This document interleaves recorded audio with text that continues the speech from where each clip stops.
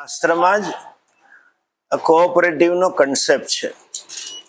એ કન્સેપ્ટનો સંદર્ભ વૈશ્વિક, જેને આજની ભાષામાં કે પર્યાવરણની વાત છે. અને એ જ વસ્તુ ત્રીજા અધ્યાયમાં છે, પરસ્પરમ ભાવયંતઃ. એ જ વસ્તુને નરેન્દ્રભાઈએ બહુ સરસ ભાષામાં કહ્યું છે, સબકા સાથ સબકા વિકાસ. જેટલે જેને બધા જોડાઈને કામ કરે તો બધાનો વિકાસ થાય. અને આપણા દેશમાં ખૂબ મોટું કોઓપરેટિવ સેક્ટર છે. 91% જેટલા ગામડાઓમાં કોઈ ને કોઈ કોઓપરેટિવ કાર્યરત છે. અને એના જ્વલંત દ્રષ્ટાંતો વિદેશમાં નથી, કારણ કે ત્યાં બધું મેગા અને બધું મર્જરનો કોન્સેપ્ટ છે. આપણું અમૂલ છે, જે આજે ભારતની ઘરની બ્રાન્ડ બની ગઈ છે. દૂધથી શરૂ કરીને 60,000 કરોડનું ટર્નઓવર વાળી કંપની જે હવે 80-90 જશે. એ જ રીતે ઇફકો પણ એવું બ્રાન્ડ છે. એ જ રીતે કોઓપરેટિવ સેક્ટરના, એમાં ખાસ કરીને બેન્કિંગમાં ગુજરાતમાં ખૂબ સારું કામ થયું છે. દરેક જિલ્લે આપણે કોમર્શિયલ કોઓપરેટિવ અને ડિસ્ટ્રિક્ટ કોઓપરેટિવ બેન્કો છે.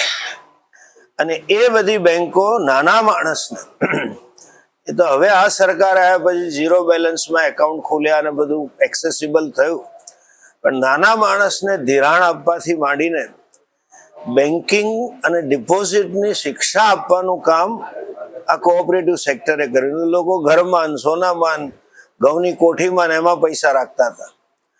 અને એ સેક્ટરના પરંપરાના ચેરમેનોની ક્રેડિટને લીધે આપણા રાજકોટમાં તમને ખબર હશે, બેંકના નામ કોઈને નતા ખબર. એમ કહેવાય કે આ જયંતિભાઈ કુંડેલિયાની બેંક, એમ કહેવાય કે આ મનસુખભાઈની બેંક. એમ જુનાગઢ કોમર્શિયલ કોઓપરેટિવ બેંક ડોલરભાઈની બેંકથી ઓળખાય છે. હું Sagar Kotecha, Junagadh commercial cooperative bank Junagadh Mavdi શાખાનું આજે પ્રારંભ કરીએ છીએ. છેલ્લા 55 વર્ષથી આ બેંક આખા ગુજરાતમાં કાર્યરત છે.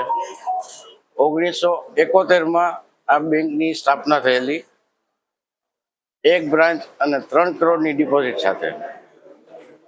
આજે મને આનંદ થાય છે અને ગૌરવ સાથે હું કહી શકું છું કે આજે આખા ગુજરાતમાં અમે આ 16મી બ્રાન્ચનું ઉદ્ઘાટન કરવા જઈ રહ્યા છીએ. અને 385 કરોડની ડિપોઝિટ અમે પહોંચી ગયા છીએ.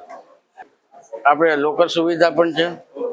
સસ્તા વ્યાજ દરે આપણને અહીંની પબ્લિકને લોન મળી રહેશે. ઓછા ટાઈમ સમયમાં લોન મળી રહેશે. અને સિનિયર સિટીઝનને અમે ડોર સ્ટેપ સર્વિસ આપવા જઈ રહ્યા છીએ.